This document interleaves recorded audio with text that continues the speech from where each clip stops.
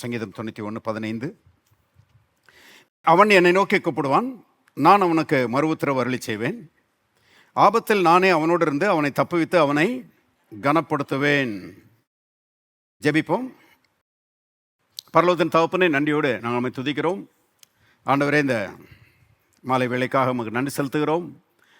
கர்த்தாவே, உம்முடைய கிருபையின் பிரசன்னத்துக்காக நாங்கள் நமக்கு நன்றி செலுத்துகிறோம். உம்முடைய நல்ல வார்த்தைகளை கர்த்தாவே நாங்கள் ஆழமாய் அறிந்து கொள்ள, புரிந்து கொள்ள தேவ ஆவியானவர் எங்களுக்கு உதவி செய்யும்படி இயேசுவின் நாமத்திலே நாங்கள் ஜெபிக்கிறோம். ஆண்டவரே, வார்த்தைகளை கொண்டு நீர் எங்களோடு பேசுகிறீர், அதற்காக நமக்கு நன்றி. இயேசுவின் நாமத்தில் பிதாவே, ஆமென். தேவனுடைய ராஜ்யத்தில் இருக்கிற நன்மைகளை குறித்து நாம் பார்த்து கொண்டு வருகிறோம். தேவனுடைய ராஜ்யம் நன்மைகள் நிறைந்த ராஜ்யம். தேவன் நன்மைகள் நிறைந்த அந்த நல்ல ராஜ்யத்திற்குள்ளே நம்மை கொண்டு வந்திருக்கிறார். நாம் உள்ளே வந்து சேர்ந்துடல, நாம் நினச்சதுனால நம்ம உள்ளே வரல. தேவன் நம்மை தெரிந்து கொண்டதுனால இந்த அற்புதமான தேவனுடைய ராஜ்யத்துக்குள்ளே வந்திருக்கிறோம்.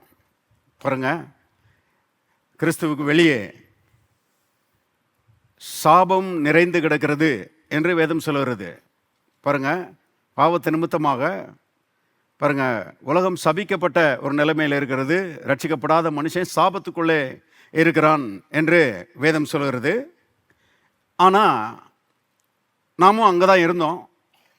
கர்த்தர் அவருடைய கிருபையினால், அவருடைய இரக்கத்தினால நம்மை தெரிந்து கொண்டு அந்த சாப ராஜ்யத்திலிருந்து நம்மை தூக்கி எடுத்து விடுதலையாக்கி ஆசீர்வதிக்கப்பட்ட தேவனுடைய ராஜ்யத்துக்குள்ளே கொண்டு வந்திருக்கிறார்.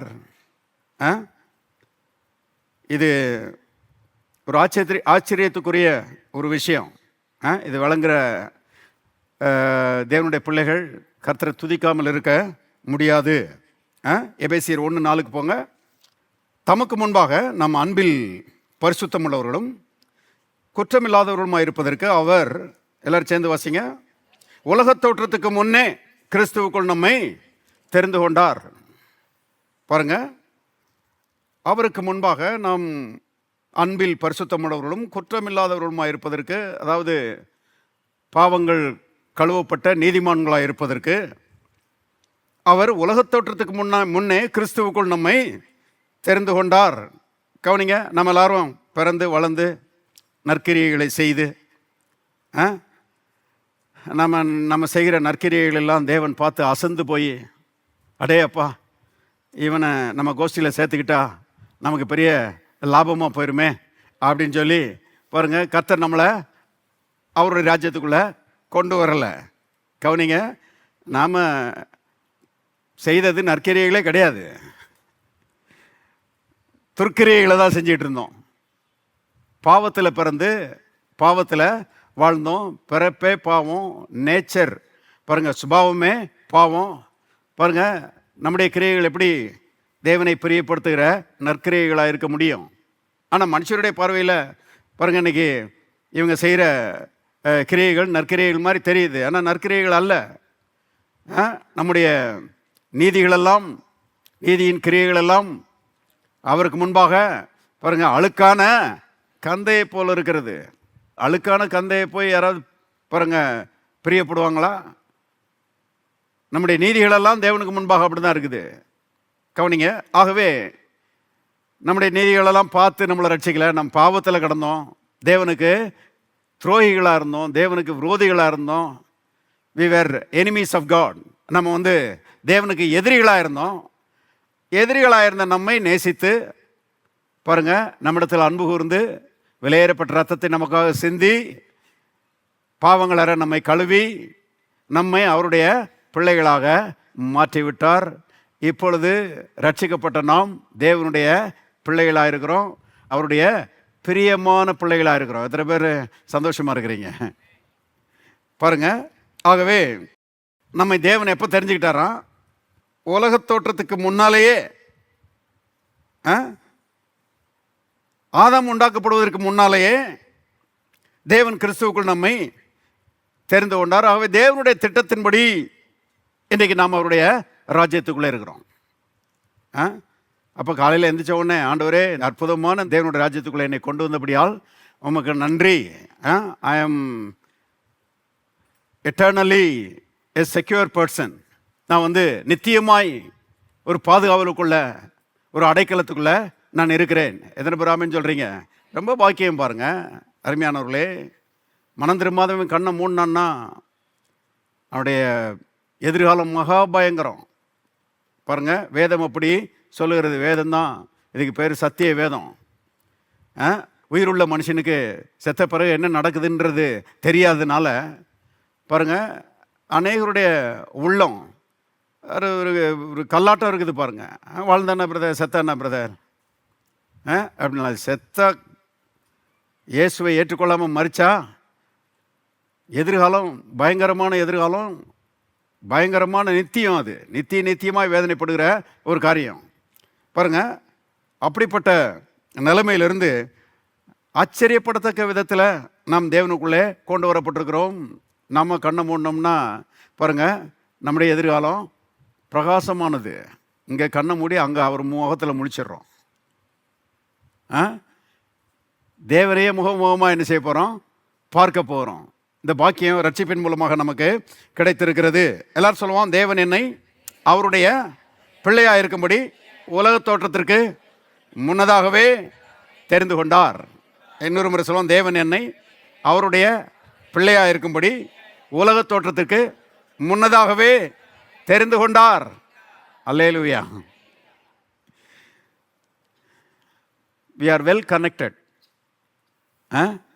சரியான ஒரு நபரோடு நாம் தொடர்பில் இருக்கிறோம். பாருங்கள், உலகத்தில் சில ஆட்களை பற்றி சொல்லுவாங்க, so and so is very well connected brother. என்ன வெரி வெல் கனெக்டடு அப்படின்னா, அவருக்கு கலெக்டரை தெரியும், கவர்னரை தெரியும்,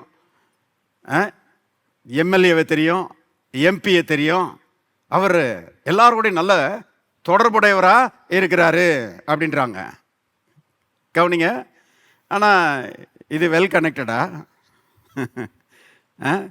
கலெக்டரை தெரிஞ்சு, கவர்னரை தெரிஞ்சு, எம்எல்ஏ எம்பி எல்லாம் தெரிஞ்சதுனால நல்ல தொடர்பில் இருக்கிறாருன்னு அர்த்தமா? கண்ணை மூடினார்னா நரகத்துக்கு என்ன செய்ய போகிறாரு? போக போகிறாரு. எந்த மனுஷனும் அவரை காப்பாற்ற போகிறது இல்லை. உண்மையான வெல் கனெக்ஷனில் இருக்கிறது யாருன்னு கேட்டிங்கன்னா, ரட்சிக்கப்பட்ட தேவனுடைய பிள்ளைகள் தான். தேவனோடு கனெக்டடாக இருக்கிறோம். எத்தனை பேர் ஆமென் சொல்கிறீங்க? எவ்வளோ பெரிய பாக்கியம் பாருங்கள். தேவனோடு தொடர்பில் நாம் இருக்கிறோம். தேவனோடு தொடர்பு இருக்கிறதா என்பது தான் கேள்வி. அவரோட தொடர்பு இருந்துச்சுன்னா நாம் சரியான கனெக்ஷனில் இருக்கிறோம். ஆகவே ரட்சிக்கப்பட்ட தேவனுடைய பிள்ளைகளாகிய நாம் பாக்கியவான்கள். தேவனுடைய ராஜ்யத்துக்குள்ளே இருக்கிறோம். ராஜாதி ராஜாவுடைய ராஜ்யத்துக்குள்ளே இருக்கிறோம். இன்றைக்கி பாருங்கள், உலகமே இந்த போர் நிமித்தமாக ஒரு கலக்கத்துக்குள்ளேயும் ஒரு பயத்துக்குள்ளேயும் வாழ்ந்து கொண்டிருக்கிறதை நான் பார்க்குறோம். பங்கு சந்தை சரியுதுன்றான், விலைவாசி உயருதுன்றான், அடுத்து என்ன நடக்க போகுதுன்னு தெரியலன்றான், சமையல் எரிவாயு கிடைக்குமா கிடைக்காதான்றான். பாருங்க, இதெல்லாம் உலகத்தில் பிசாசினால ஏற்படுத்தப்படுகிற பயங்களாக இருக்கிறது. ஆனால் ரட்சிக்கப்பட்ட தேவனுடைய பிள்ளைகள் எதுக்கும் பயப்பட வேண்டிய அவசியமில்லை. வேதத்தில் எழுதப்பட்டிருக்கிறது, மலைகள் நடு சமுத்திரத்தில் சாய்ந்து போனாலும், அதன் பெருக்கினால் ஜலங்கள் பொங்கி பர்வதங்கள் அதிர்ந்தாலும் நாம் பயப்படோம். ஏனென்றால் தேவன் நம்மோடு கூட இருக்கிறார். இருக்கிறீங்களா? பாருங்க, விலைவாசி ஏறட்டும் இறங்கட்டும், எதுவும் எப்படி ஆகட்டும், நாங்கள் நல்லா தான் இருப்போம். ஆமேன். தேவாதி தேவன் எங்க கூட இருக்கிறார். அவர் எல்லா தீங்குக்கு விலக்கி பாதுகாக்கிறவராய் இருக்கிறார். அதனால தான் நாம பயப்படக்கூடாது. பாருங்க, இதெல்லாம் நினச்சி நாம் ஐயோ பெட்ரோல் விலை ஏறுதான், அரிசி விலை ஏறுதான், பருப்பு என்ன ஏறினாலும் சரி, அது எவ்வளோ உச்சத்துக்கு போனாலும் சரி, தேவன் எங்களுக்கு பணத்தை கொடுத்து அதெல்லாம் வாங்கிறதுக்கு என்ன செய்வார்? உதவி செய்வார். அவர் இருக்கிற வரைக்கும் எங்களுக்கு எந்த பாதிப்பு ஏற்பட போகிறது இல்லை. இருக்கிறீங்களா?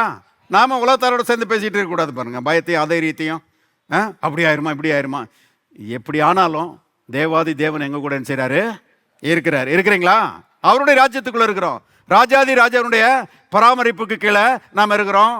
அருமையானவர்களே, அவர் நம்முடைய தேவைகளை சந்திக்கிறவராய் இருக்கிறார். அவர் நம்முடைய குறைவுகளை நிறைவாக்குகிறவராய் இருக்கிறார். அவர் நம்மை விசாரிக்கிறவராய் இருக்கிறார். அப்புறம் அதுக்கு நம்ம கிடந்து பயந்துட்டு கிடப்பானே. ஹலோ, இருக்கிறீங்களா?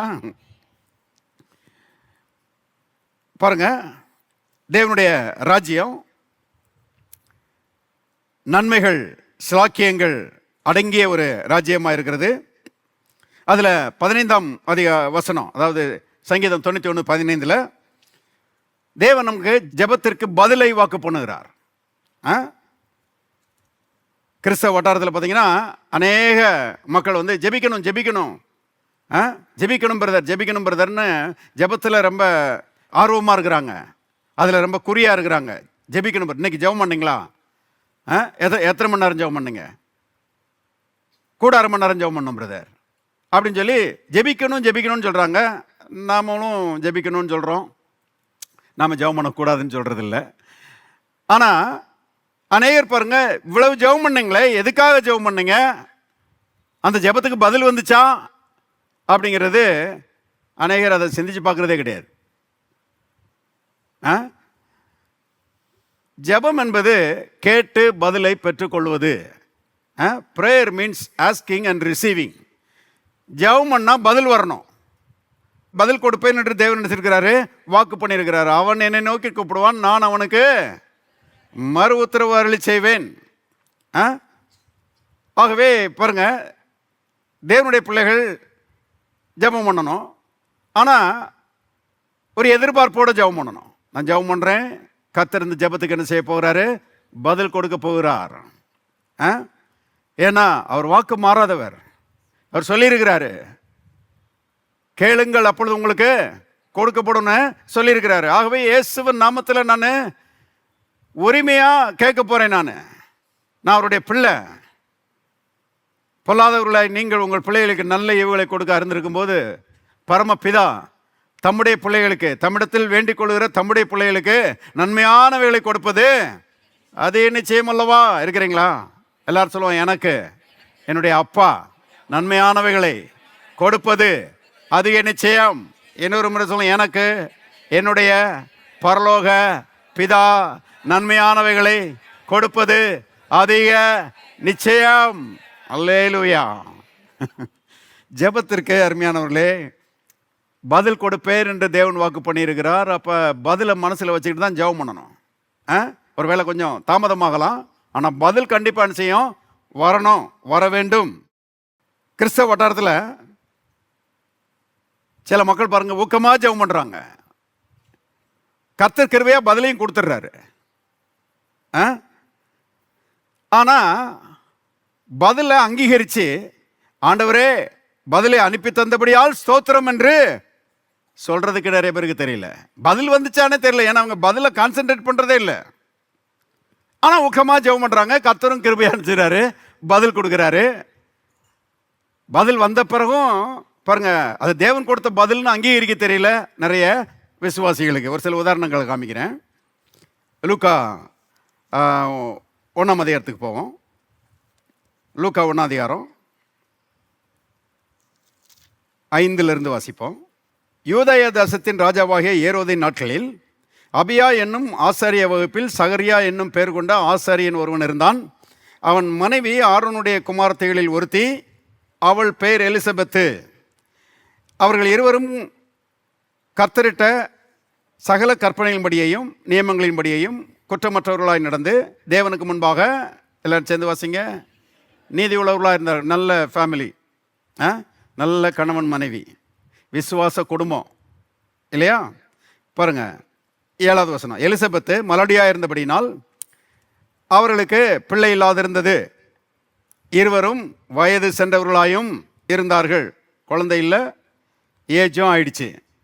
8வது வசனம். அப்படி இருக்க அவன் தன் ஆசாரிய வகுப்பின் முறைப்படி தேவ சன்னதியிலே ஆசாரிய ஊழியம் செய்து வருகிற காலத்தில் ஆசாரிய ஊழிய முறைமையின்படி அவன் தேவாலயத்துக்குள் பிரவேசித்து தூபம் காட்டுவதற்கு சீட்டை பெற்றான். தூபம் காட்டுகிற வேளையிலே ஜனங்கள் எல்லாரும் கூட்டமாய் வெளியே ஜெபம் பண்ணி கொண்டிருந்தார்கள்.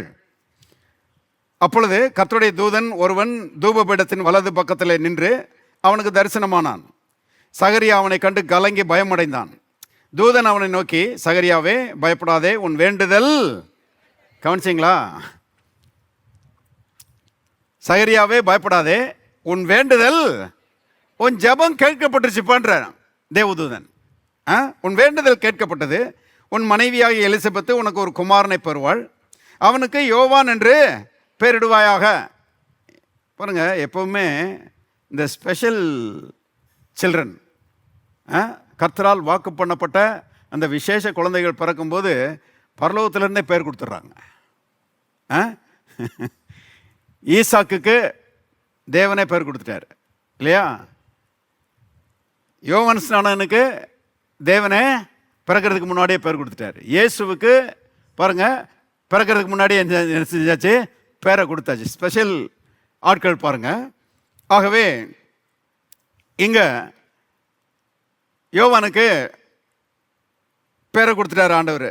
சொல்றாரு, அவனுக்கு யோவான் என்று பெயரிடுவாயாக. 14வது வசனம், உனக்கு சந்தோஷமும் மகிழ்ச்சியும் உண்டாகும். அவன் பிறப்பு நிமித்தம் அநேகர் சந்தோஷப்படுவார்கள். அவன் கர்த்தருக்கு முன்பாக பெரியவனாயிருப்பான். திராட்சை ரசமும் அதுவும் கொடியான். தன் தாயின் வயிற்றில் இருக்கும் போதே பரிசுத்த ஆவியினால் நிரப்பப்பட்டிருப்பான். என்ன விளக்கம் பாருங்க! எவ்வளவு ஒரு குழந்தை பிறக்க போது, இன்னும் உருவாகவே இல்லை. தேவதூதன் சொல்கிறான் பாருங்க, ஒரு குழந்தை பிறக்க போது அவ்வளவு டெஃபினட்டா இவன் இப்படி தான் இருப்பான் அப்படின்னு சொல்லி அவ்வளவு நிச்சயமாக அவனை பற்றி சில காரியங்களை சொல்லுகிறான். தன் தாயின் வயிற்றில் இருந்து பிறக்கும் போதே பரிசுத்த ஆவியினால் நிரப்பப்பட்டிருப்பான். அவன் இஸ்ரவேல் சந்ததியாரில் அநேகரை அவர்கள் தேவனாகிய கர்த்தரிடத்திற்கு திருப்புவான். பிதாக்களுடைய இருதயங்களை பிள்ளைகளிடத்திற்கும் கீழ்ப்படியாதவர்களை நீதிமான்களுடைய ஞானத்திற்கும் திருப்பி உத்தமமான ஜனத்தை கர்த்தருக்கு ஆயத்தப்படுத்தும்படியாக அவன் எலியாவின் ஆவியும் பலனும் உடையவனாய் அவருக்கு முன்னே நடப்பான் என்றான். பாருங்க, எலியாவின் ஆவி. எலியா ரொம்ப ஸ்பெஷல் பாருங்க. பழைய ஏற்பாட்டில் தேசமே அவபக்திக்குள்ளே போயிட்டானுங்க.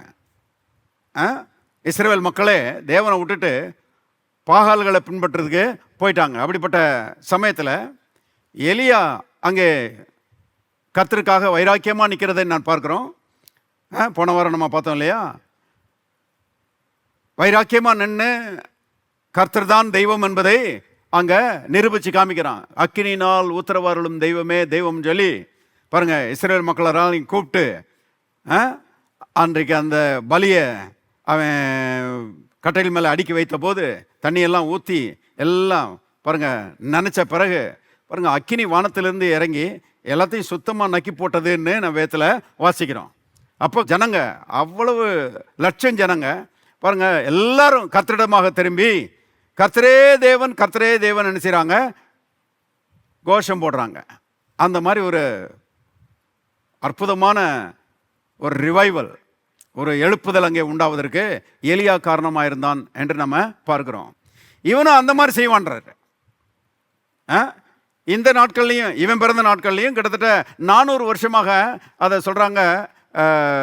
It's dark age பீரியடுன்றாங்க.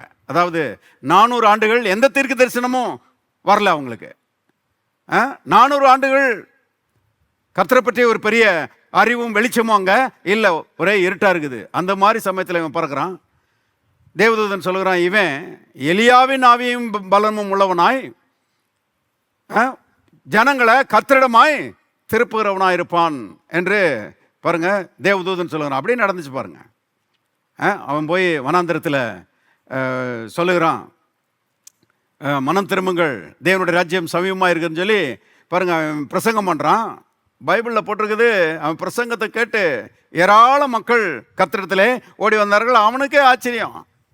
விரியன் பாம்பு குட்டிகளே, வரும் கோபத்திற்கு தப்பித்துக்கொள்ள உங்களுக்கு வகை காட்டினவன் யாருன்னு சொல்லி பாருங்க அவனே ஆச்சரியப்படுகிற விதத்தில் ஏராளமான மக்கள் பாருங்க தங்களுடைய பாவங்களை அறிக்கையிட்டு கர்த்தரிடத்திலே மனம் திரும்பினார்கள் என்று நாம் பார்க்கிறோம்.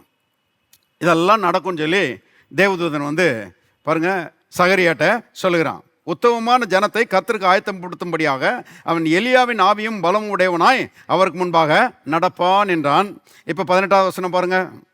அப்பொழுது சகரியா தேவதூதனை நோக்கி, இதை நான் எதனால் அறிவேன்?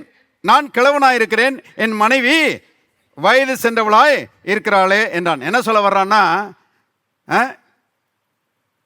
இது எப்படி சாத்தியம்? இது நடக்கும்ன்றதுக்கு ஒரு அடையாளத்தை தாங்க.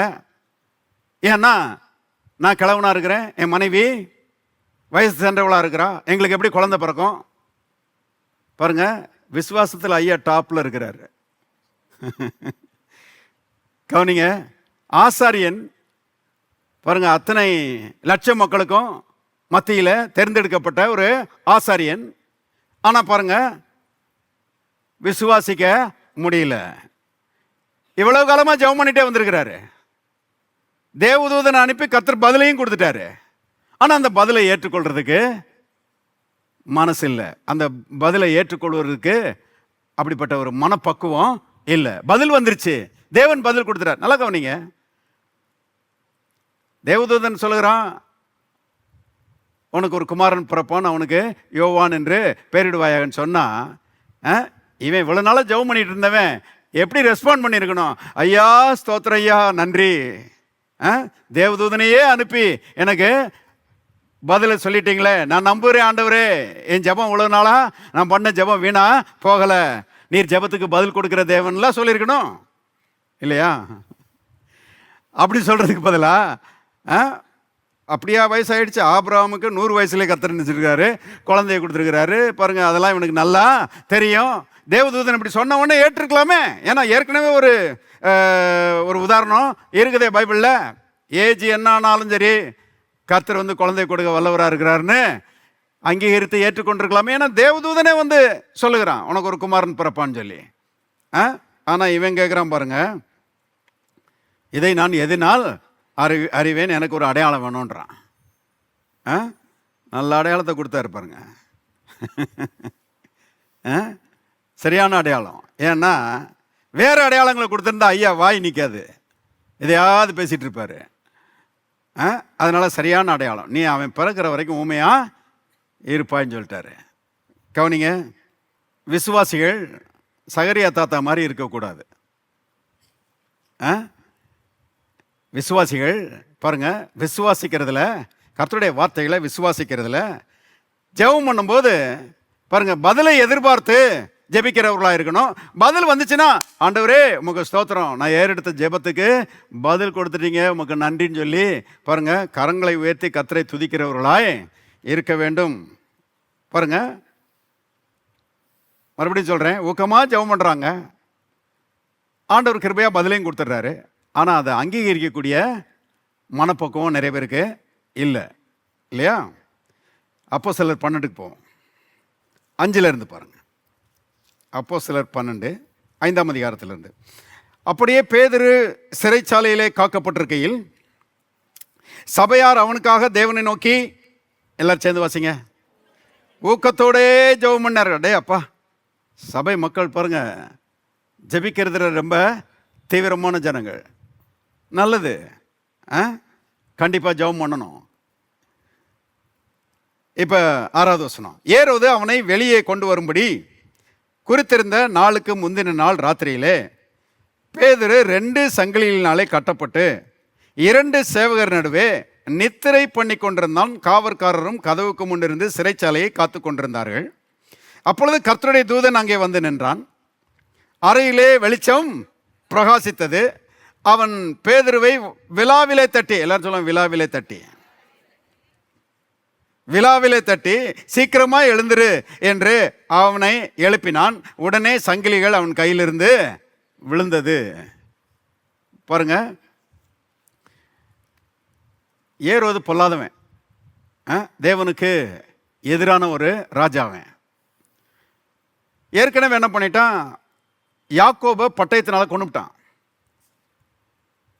யாக்கோபை கொன்னது யூதர்களுக்கெல்லாம் ரொம்ப பிரியமா இருந்ததுன்றதுனால அடுத்து பேதுருவையும் கொன்றுவோம், பேதுருவையும் கொண்டுட்டா யூதர்களுடைய அந்த நன்மதிப்பை வாங்கிக்கலாம், இன்னும் அவங்களுடைய சப்போர்ட் நமக்கு கிடைக்கும் அப்படின்னு சொல்லிட்டு பேதுருவையும் கொல்லுவதற்காக பிடிச்சி சிறைச்சாலையில் போட்டான். ஒரு குறித்த நாளிலே அவனை வெளியே கொண்டு வர்றதுக்காக அவனை சிறைச்சாலையில் போட்டுட்டான். பேதுரு என்ன பண்ணுறான், கையிலையும் காலையும் சங்கிலியை மாட்டி வச்சிருக்கிறாங்க. ஐயா நல்லா தூங்கிட்டு இருக்கிறாரு. ராத்திரி நல்ல தூக்கம். யோசித்து பாருங்க, மறுநாள் வெளியே கொண்டு வந்து கழுத்தை வெட்ட போகிறான்.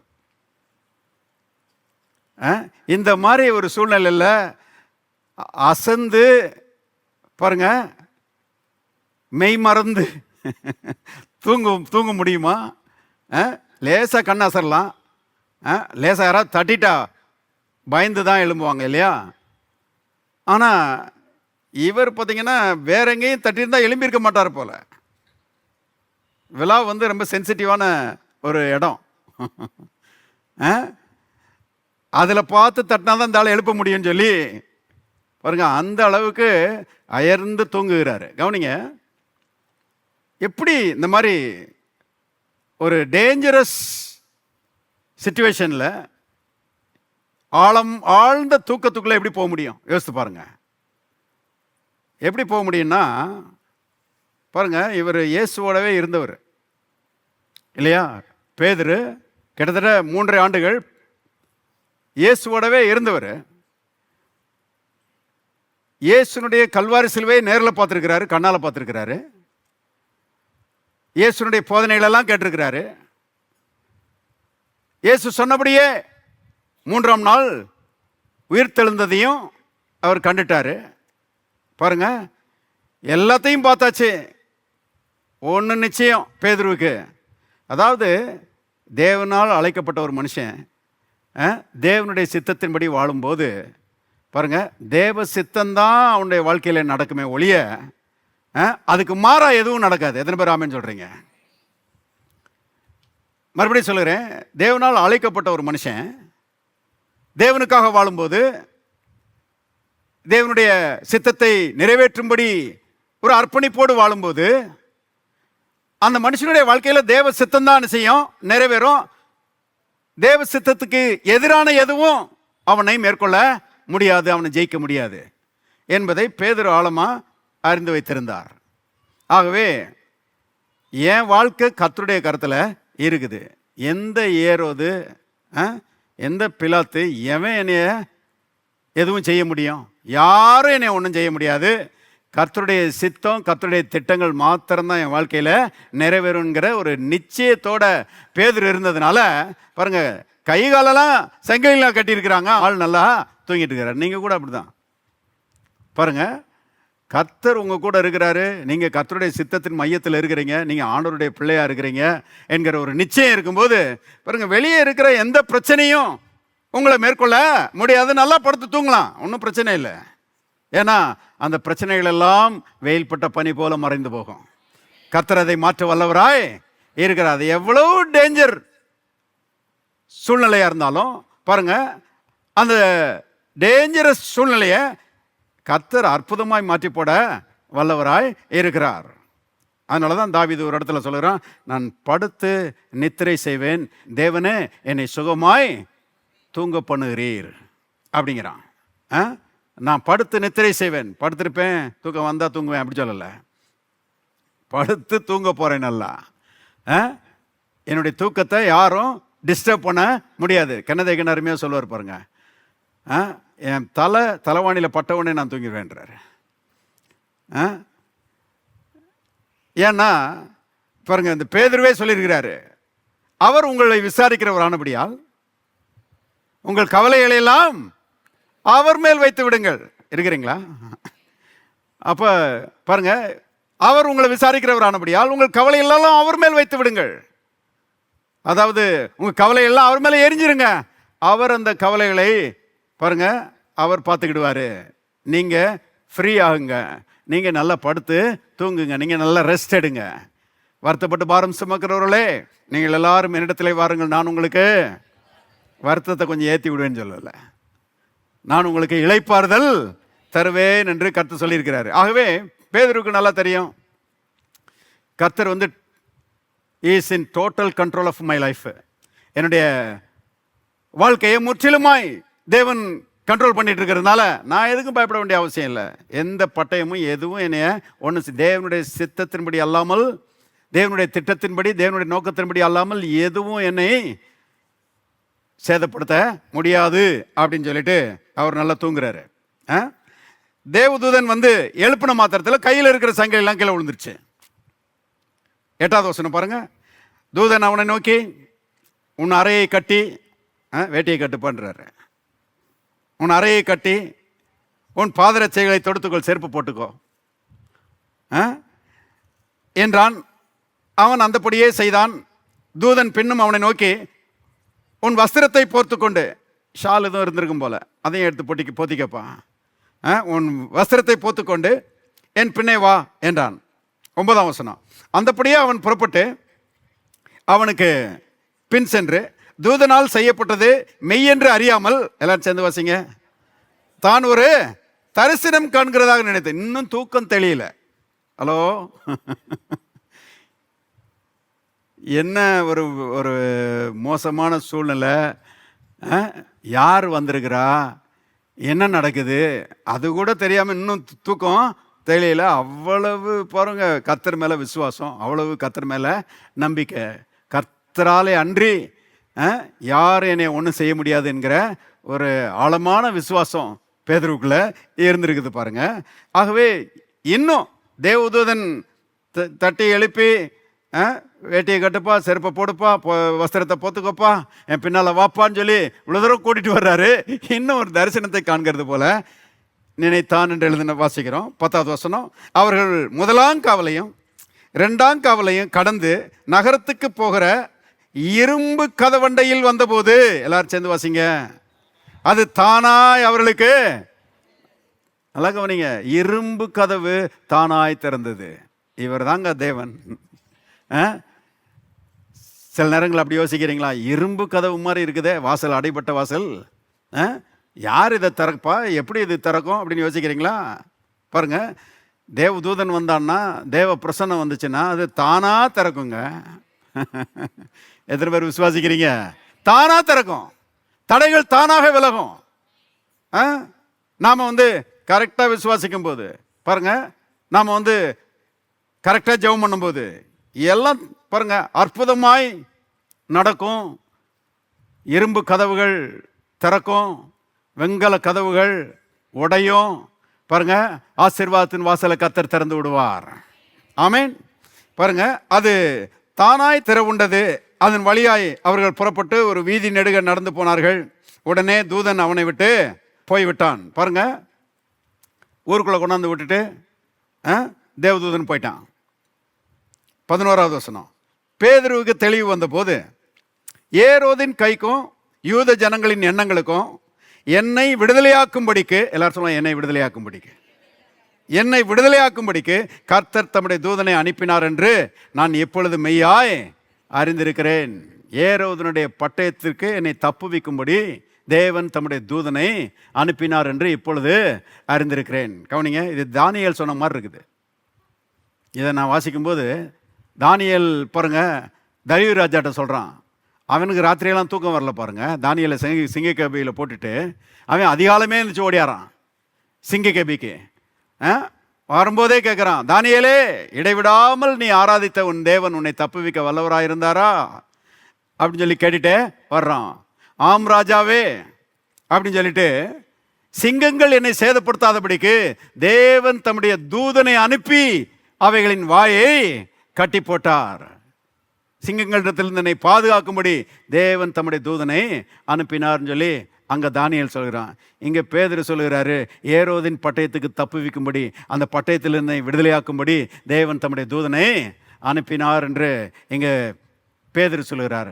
நான் சொல்கிறேன், தானியேலை தேவதூதனை அனுப்பி தப்புவித்த தேவன், பேதுருவை தேவதூதனை அனுப்பி தப்புவித்த தேவன், உங்களையும் எல்லா தீமைக்கும் தேவதூதனை அனுப்பி தப்புவிக்கிறவராய் இருக்கிறார். இருக்கிறீங்களா?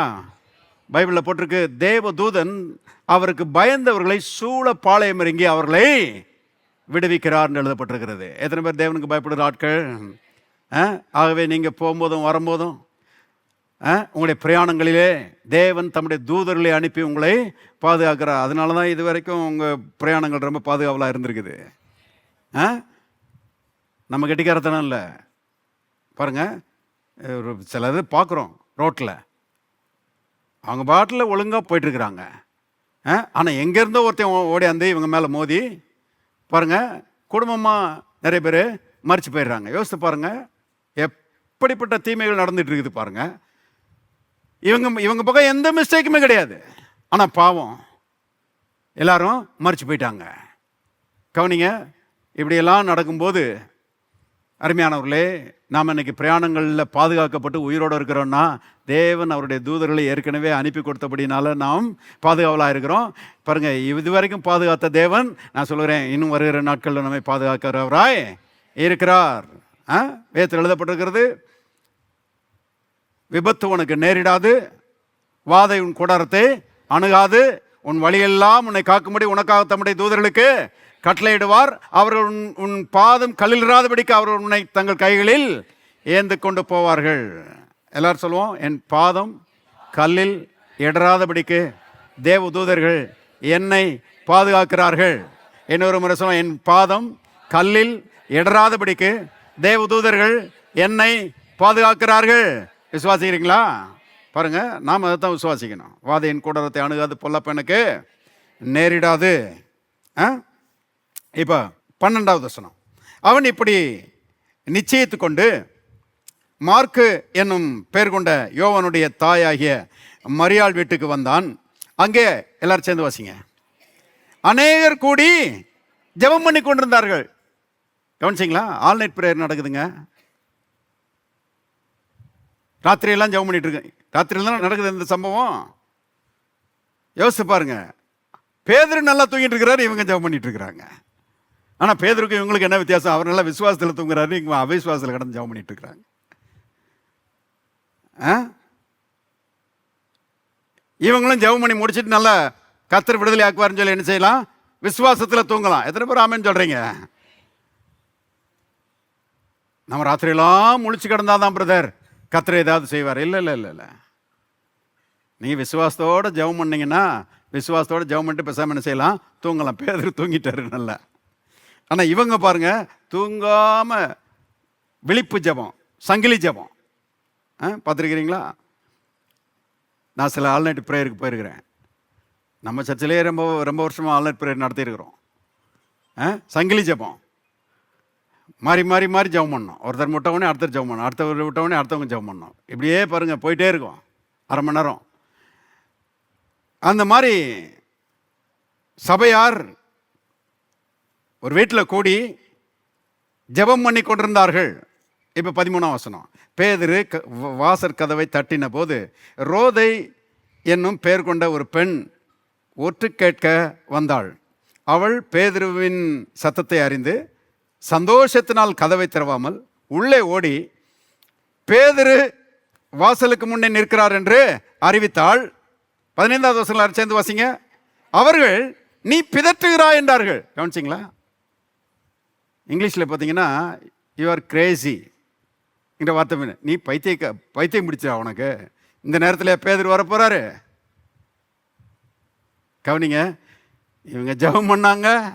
அந்த ஜெபத்தை கர்த்தர் கேட்டு தேவதூதனை அனுப்பி பேதுருவை அனுப்பிச்சிட்டாரு, விடுதலையாக்கி கொண்டு வந்துட்டாரு. இப்போ கர்த்தர் அனுப்பி கொடுத்த அந்த பதிலை அங்கீகரிக்கிறதுக்கு தெரியல பாருங்க. பேதுரு வந்துட்டாருன்னா என்ன சொல்லியிருக்கணும்? உள்ள இருந்தவங்கலாம் கரங்களை தட்டி கர்த்தரை மகிமைப்படுத்தி, ஆண்டவரே எங்கள் ஜெபத்துக்கு பதில் கொடுத்தபடி ஆளுங்க சீக்கிரம் திறந்து பேதுருவை கூட்டிட்டு வா அப்படிலாம் சொல்லியிருக்கணும். இருக்கிறீங்களா? எத்தனை பேர் இருக்கிறீங்க? ஆனால் அவ்வளவு ஊக்கமான ஜெபந்தான், ஆனால் சுத்த விசுவாசம். நம்ம ஜெபத்துக்கெல்லாம் பதில் கொடுக்கவே மாட்டார்ன்ற ஒரு எண்ணம். பைத்தியக்காரி மாதிரி பேசிட்டு உளறிட்டு இருக்கிறியா அப்படின்னு சொல்லி அந்த ரோதைங்கிற பெண்ணை திட்டுறாங்க. அவளோ அவர்தான் என்று உறுதியாய் சாதித்தாள். அட பேதுரு தாங்க, அவர் தான் வந்து என்ன செய்கிறாரு? கதவு தட்டிட்டு நிற்கிறாரு அப்படின்னு அவ சொல்றா. இப்போ என்ன சொல்றாங்க பாருங்க. அப்பொழுது அவர்கள் அவருடைய தூதனா இருக்கலாம் என்றார்கள். பார்த்தீங்களா? பேதுரு இல்லம்மா, பேதுருடைய தூதனா இருக்கலாம். நீ பாட்டில் என்னத்தையாவது கதவை திறந்து விட்டுறாத. யார் வந்திருக்கிறான்னு தெரியல. பேதுரு வந்திருக்க முடியாது. எப்படி விசுவாசம் பாருங்க. ஆனால் ஜெபம், ராத்திரியெல்லாம் ஜெபம். அதனால தான் நான் சொல்கிறேன், ஊக்கமாக சிலர் ஜெபம் பண்ணுறாங்க, கர்த்தர் கிருபையாக பதிலும் கொடுத்துட்றாரு. ஆனால் கர்த்தர் பதிலை கொடுத்துருக்கிறாருன்றதை அங்கீகரிக்க தெரியல பாருங்க. நாம் அப்படி இருக்கக்கூடாது. நம்ம சகரியா தாத்தா மாதிரி இருக்கக்கூடாது. இங்கே வீட்டுக்குள்ளே கடந்து ஜெபம் பண்ணிட்டு இருக்கிறாங்களே இந்த விசுவாசிகள் மாதிரி நாம் இருக்கக்கூடாது. கர்த்தர் பதிலை கொடுத்துட்டா டக்குன்னு நினச்சி நீ எட்டி பிடிச்சி, ஆண்டவரே பதில் தந்தபடியால் உமக்கு நன்றி அப்படி சொல்லணும். அவனுடைய தூதனாக இருக்கலாம் என்றார்கள். 16வது வசனம், பேதுரு பின்னும் தட்டிக்கொண்டே இருந்தான். அவர்கள் திறந்தபோது அவனை கண்டு இன்னும் ஆச்சரியம்தான். அடே அப்பா, பேதுரு வந்துட்டார, பதில் வந்துருச்சுங்க. கர்த்தரை ஸ்தோத்திரம் பண்ணுங்க, கர்த்தரை துதியுங்க. இப்படிதான் புத்தி கட்டாத ரீதியில் கர்த்தர் பதிலை கொடுக்கிற தேவனாய் இருக்கிறார். எத்தனை பேர் ஆமென் சொல்றீங்க பாருங்க. ஏறெடுக்கப்படுகிறது சின்ன ஜெபமாக இருக்கலாம், ஆனால் சின்ன ஜெபத்துக்கு கர்த்தர் பெரிய பதிலை கொடுக்கிறவராய் இருக்கிறார். நாம் அதை பாருங்க, மனதை திறந்து அதை ஏற்றுக்கொண்டு கர்த்தரை துதிக்க கடனாளிகளாய் இருக்கிறோம். பாருங்க, ஜெபம் பண்ணும் போதெல்லாம் சில ஜெபங்களுக்கு பதில் வரும்போது குறித்து போடுங்க. கர்த்தர் ஜெபங்களுக்கு பதில் கொடுத்திருக்கிறார் என்பதை திருப்பி பாருங்க. பார்த்து அந்த பதில்களுக்காக கர்த்தரை துதியுங்க. ஒரு பிரசங்கர் சொல்கிறாரு, அவருடைய கராஜில் பாருங்கள், அந்த வழுக்கையாக பட்டன்லாம் போய் தேஞ்ச டயரை பாருங்கள் ஒரு மூலையில் வச்சுருந்தாராம். அவர் பெரிய பணக்காரனான பிறகு, ஊழியத்தில் பெரிய முன்னேற்றத்துக்குள்ளே வந்த பிறகு, ஒரு பால்டு டயரை பாருங்கள் ஒரு மூலையில் சாத்தி வச்சுருந்தாராம் கராஜில். அதை பார்க்கும்போதெல்லாம் அவருக்கு ஞாபகம் வருமா பாருங்கள். அவர் ஊழியத்தின் ஆரம்பத்தில் 4 டயருமே பால்டாக தான் இருக்குமா. அவர் சொல்கிறாரு, முன்னால் 2 டயர் ஒரு பாட்டு பாடும், பின்னால் 2 டயர் ஒரு பாட்டு பாடும். நான் வெடிச்சிட்டேன்னா நீ என்ன செய்வ, நான் வெடிச்சிட்டேன்னா நீ என்ன செய்வ. அவர் சொல்கிறாரு, பாட்டு பாடும், அவிஸ்வாசத்தில் பாட்டு பாடும் பாருங்க. இவர் ஓட்டிகிட்டே சொல்லுவாராம், யூ ஷட் அப், வாயை மூடு, கர்த்தர் எனக்கு நல்ல டயர்களை தருவாருன்னு சொல்லி அப்படியே பாருங்கள் ஓட்டிகிட்டு வருவாராம். சில நேரங்களில் ரொம்ப தூரத்துலேருந்து ஓட்டிகிட்டு வருவாராம். ஒரு நாள் வெடிச்சது இல்லைன்னு சொல்கிறாரு அவர், கவனிங்க. ஆனால் கொஞ்ச நாள்லேயே அவருடைய ஊழியங்கள் ஆசீர்வதிக்கப்பட்டு காரெல்லாம் புது காராகி புது டயர் ஆகி ஆள் ரொம்ப முன்னேற்றத்துக்குள்ளே வந்துட்டார் பாருங்க. ஆனால் கர்த்தர் செய்த அற்புதத்தை, நான் ஏறெடுத்த ஜெபங்களுக்கு கர்த்தர் பதில் கொடுத்துருக்கிறார் என்பதற்கு அடையாளமாக பாருங்கள், அந்த தேஞ்சு போன டயரை ஒரு மூலம் அதை பார்க்கும் போதெல்லாம், ஆண்டவரே என் ஜெபத்துக்கு பதில் கொடுத்தபடி ஆளுமுக்கு நன்றி. பாருங்கள், கடந்த காலத்தை கொஞ்சம் யோசித்து பார்க்கணும். கர்த்தர் கொடுத்த பதில்களை கொஞ்சம் யோசித்து பார்க்கணும். எங்கே கடந்தோம், எவ்வளோ தூரத்திலிருந்து கர்த்தர் நம்மளை இப்போ கொண்டு வந்திருக்கிறார், எத்தனை ஜெபங்களுக்கு பதில் கொடுத்துருக்கிறார், இருக்கிறீங்களா? அதெல்லாம் யோசித்து பார்த்து பாருங்கள். கர்த்தரை துதிக்கிற தேவனுடைய பிள்ளைகளாய் நாம் இருக்க வேண்டும் என்று கர்த்தரை எதிர்பார்க்கிறார். பாருங்கள், ஒரு தம்பி அவர் சர்ச்சுக்கு வந்துகிட்டே இருந்தார்.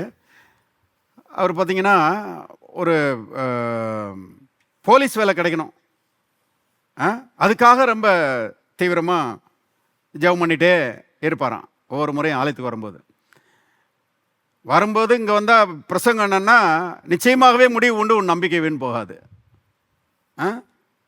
இந்த வார்த்தைகளையும் கேட்டு, ஆண்டவரே நிச்சயமாக எனக்கு போலீஸ் வேலை கிடைக்கும், நான் எதிர்பார்க்குறேன், நான் விசுவாசிக்கிறேன், என் ஜெபத்துக்கு நீ பதில் கொடுப்பீர் என்று நான் விசுவாசிக்கிறேன்னு சொல்லி ஊக்கமாக பாருங்கள் ஒவ்வொரு முறையும் சர்ச்சுக்கு வரும்போது ஜெபம் பண்ணிட்டு போவாராம். அவர் சொல்கிறாரு, வயசு கிட்டத்தட்ட 30 நெருங்கிடுச்சு, 30 வயசுக்கு மேலே ஆகிடுச்சுன்னா கவர்மெண்ட் வேலை கிடைக்காது.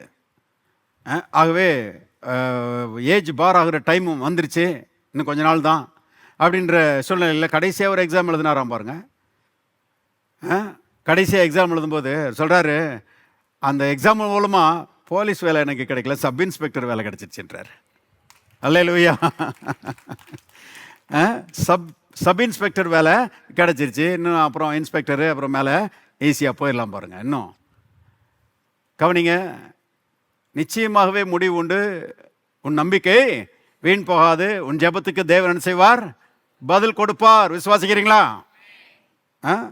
என் வாழ்க்கையில் பாருங்கள் ஏகப்பட்ட ஜெபங்களுக்கு பதிலை கர்த்தர் கொடுத்துருக்கிறாரு. அதில் 1 2 ரொம்ப முக்கியமான ஜெபங்கள், அதை என்னால் மறக்கவே முடியல.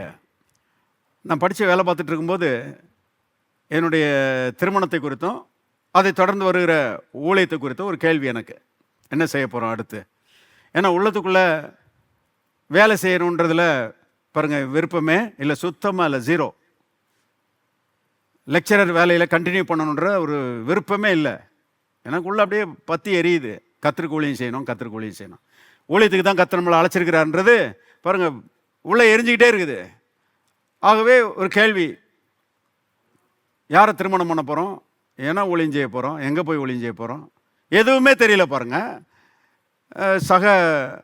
சகோதரர்களிடத்துலையும் கேட்க முடியாது. என்ன பாவம், அவங்களும் என்னை மாதிரி தானே, ஏன் நிலைமையில் தானே அவங்களும் இருக்கிறாங்க. அவங்ககிட்டே ஒன்றும் கேட்க முடியாது. நான் யோசித்து பார்த்தேன், யார்கிட்டையும் ஒன்றும் கேட்க வேணாம், பேசாமல் நேராக ஆண்டவர்கிட்டயே போயிடுவோம். ஆண்டவரே, என் வாழ்க்கை குறித்து என்ன வச்சுருக்கிறீங்க, யாரை நான் திருமணம் பண்ணணும், எப்படி நான் என்ன ஊழியம் செய்யணும், எங்கே ஊழியம் செய்யணும், எதுவுமே எனக்கு தெரியல. கண்ணை கட்டி காட்டில் விட்ட மாதிரி இருக்குது.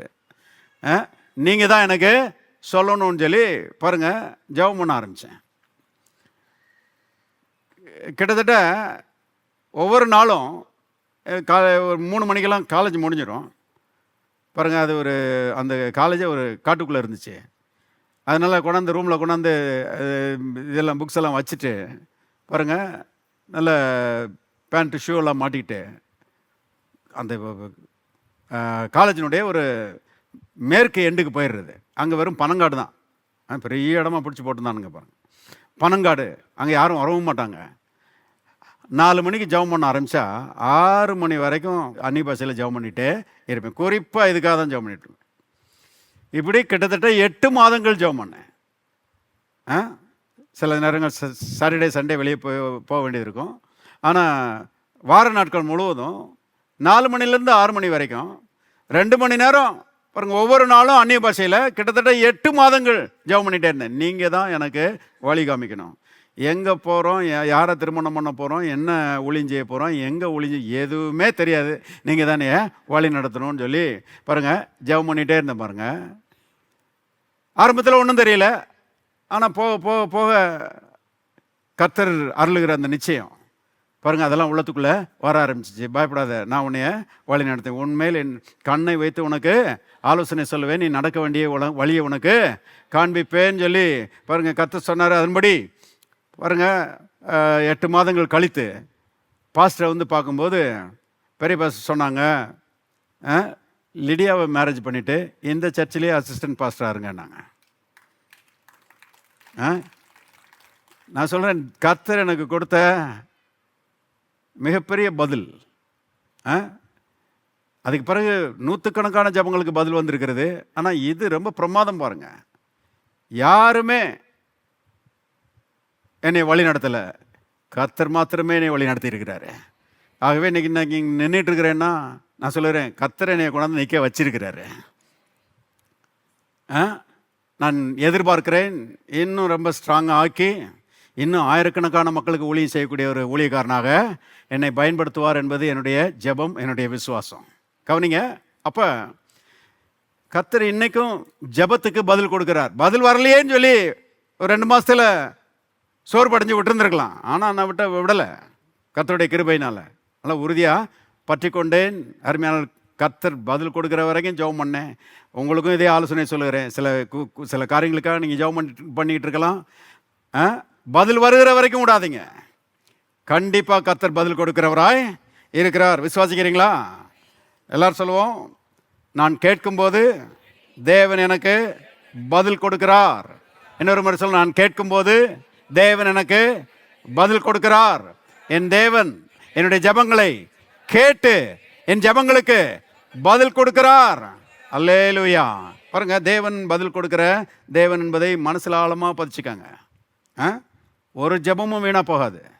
எல்லா ஜெபத்துக்கும் கர்த்தர் பதில் கொடுக்கிறவராய் இருக்கிறார். சங்கீதம் 34:15 வாசிப்போம். கர்த்தருடைய கண்கள் நீதிமான்கள் மேல் நோக்கமாக இருக்கிறது. எல்லாரும் சேர்ந்து வாசிங்க. அவருடைய செவிகள் அவர்கள் கூப்பிடுதலுக்கு திறந்திருக்கிறது. நீதிமான்கள் மேல் நோக்கமாக இருக்கிறது. யார் நீதிமான்கள்? நீதிமான்கள்னோடனே நம்ம என்ன யோசிக்கிறோம்? பெரிய ஒரு குற்றமில்லாத பாவம் செய்யாத ஒரு பெரிய பரிசுத்தவான்னு உடனே எண்ணம் வந்துடுது இல்லையா? ஆனால் நீதிமான்கள்னா யார்? இயேசுவை விசுவாசிக்கிறவர்கள் எல்லாருமே நீதிமான்கள் தான். சிலர் கேட்குறாங்க, பாஸ்டர் என்னையவா சொன்னீங்க? நான் சொல்லலை, கர்த்தர் சொல்கிறாரு. ஏன்னா இயேசுவை நீங்கள் என்னைக்கு ஏற்றுக்கொண்டீங்களோ அன்னைக்கே வேதம் சொல்லுறது, அவரே தேவனால் நமக்கு ஞானமும் நீதியும் பரிசுத்தமும் மீட்புமானார். இயேசுவே நம்முடைய நீதி ஆயிட்டாருங்க. இப்போ இயேசுவை ஏற்றுக்கொண்ட மனுஷன் நீதிமான். அந்த நீதிமானுடைய ஜெபத்துக்கு கர்த்தருடைய செவிகள் திறந்தே இருக்கிறது. பாருங்க, கர்த்தர் பாருங்க, பேசு மகனே நான் கேட்குறேன்னு சொல்லி செவியை திறந்து வச்சிருக்கிறாராம். என்ன அருமையாக சொல்லப்பட்டிருக்கு பாருங்க. அவருடைய செவிகள் அவர்கள் கூப்பிடுதலுக்கு திறந்திருக்கிறது. இப்போ 17ஆம் வசனம் பாருங்க, மறுபடியும் அதே தான். நீதிமான்கள் கூப்பிடும்போது கர்த்தர் கேட்டு அவர்களை அவருடைய எல்லா உபத்திரவங்களுக்கும் நீங்களாக்கி விடுகிறார். அப்போ ஜெபம் பண்ண மறந்துடக்கூடாது பாருங்க.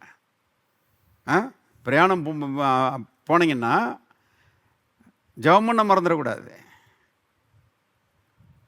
நான் சில நேரங்களை மறந்துடுறேன்.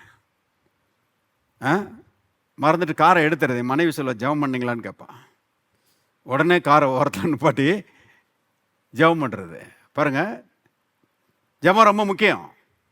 சின்ன ஜெபந்தான், 2 நிமிஷத்தில் ஜெபம் பண்ணிடலாம். ஆனால் இயேசுவின் நாமத்தில் ஏறெடுக்கிற அந்த ஜெபத்துக்கு அவ்வளவு வல்லமை இருக்கிறது. இருக்கிறீங்களா? பாருங்கள், தேவன் அந்த ஜெபத்துக்கு பதில் கொடுக்கிறவராய் இருக்கிறார். இப்போ இயேசுவினுடைய ஜெபத்துக்கு பதில் வந்தது என்பதை பார்த்து முடிப்போம். இயேசு ஜெபிக்கிறவராக இருந்தார். திருப்புங்க, மார்க்கு 1ஆம் அதிகாரம் 35வது வசனம். மார்க்கு 1ஆம் அதிகாரம் 35வது வசனம். அவர் அதிகாலையில் இருட்டோடு எழுந்து புறப்பட்டு வனாந்தரமான ஒரு இடத்திற்கு போய் அங்கே, எனக்கு ரொம்ப பிடிச்ச வசனம் பாருங்க, மறுபடியும் வாசிக்கிறேன். அவர் அதிகாலையில் இருட்டோடே எழுந்து புறப்பட்டு வனாந்தரமான ஒரு இடத்திற்கு போய் அங்கே ஜெபம் பண்ணினார். இயேசுனுடைய வாழ்க்கையை பாருங்க, விசேஷமாக ஜெப வாழ்க்கையை பாருங்க. ஜெபிக்கிறதுல இயேசு தீவிரமாக இருந்தார். அதிகாலையில் எழும்பிடுவாராம். யாரும் இல்லாத ஒரு இடத்துக்கு போய் அங்கே ஜெபம் பண்ணினார் என்று பார்க்கிறோம்.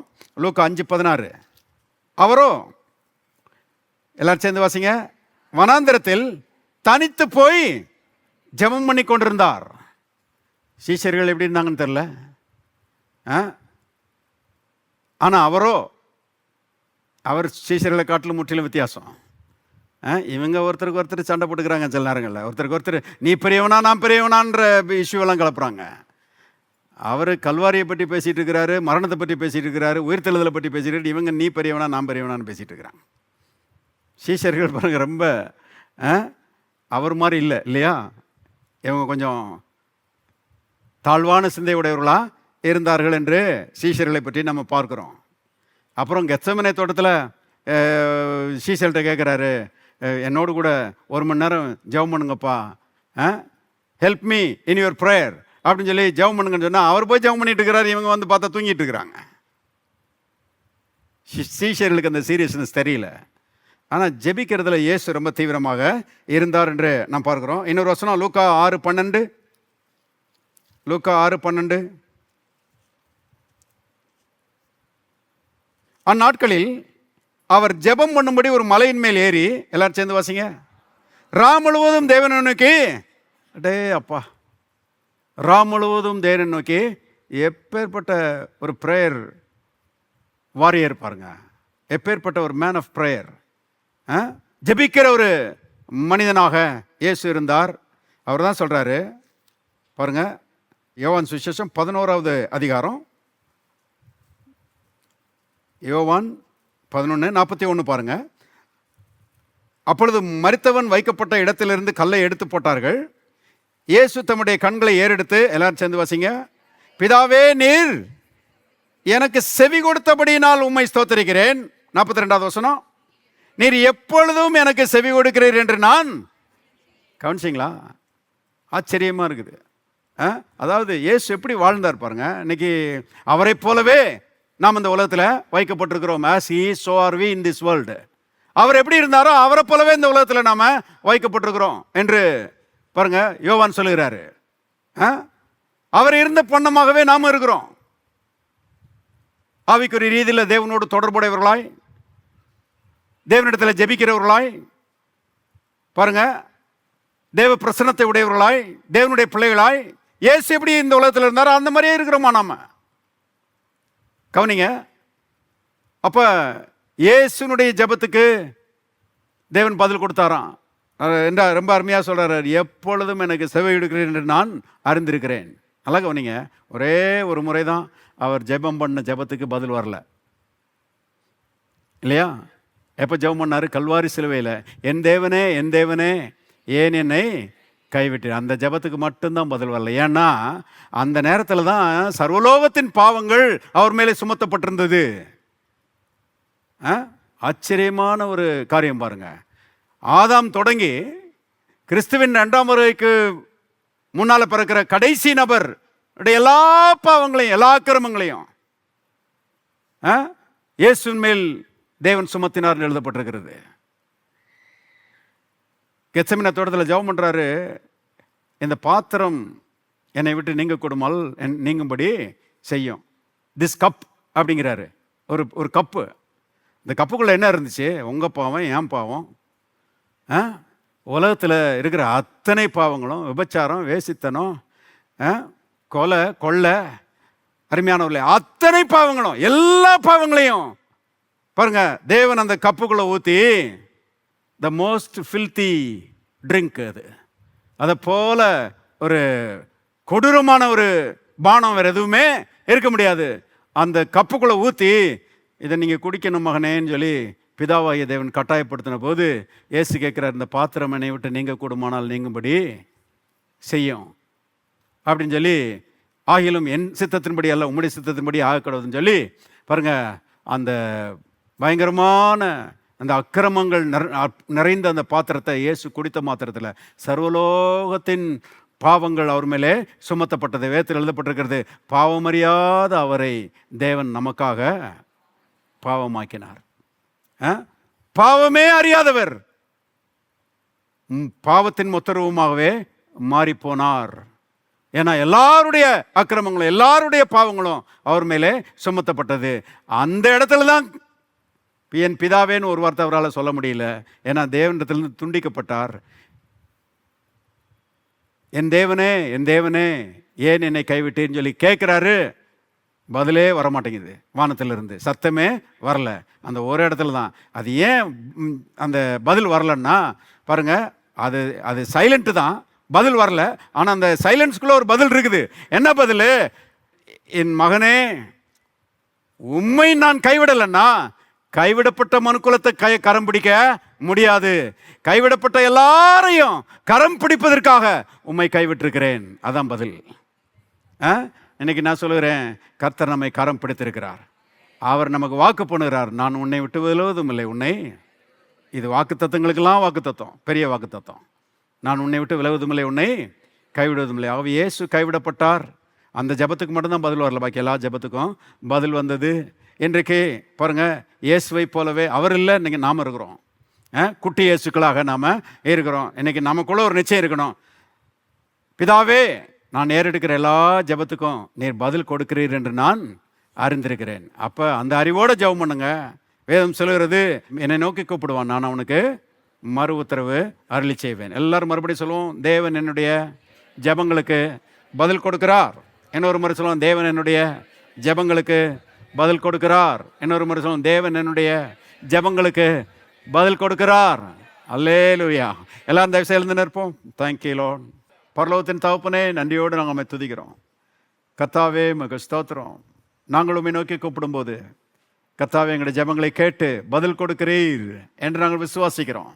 தேவனே, உமக்கு ஸ்தோத்திரம். எங்களுடைய கூப்பிடுதலுக்கு உம்முடைய செவிகள் திறந்திருக்கிறது ஆண்டவரே.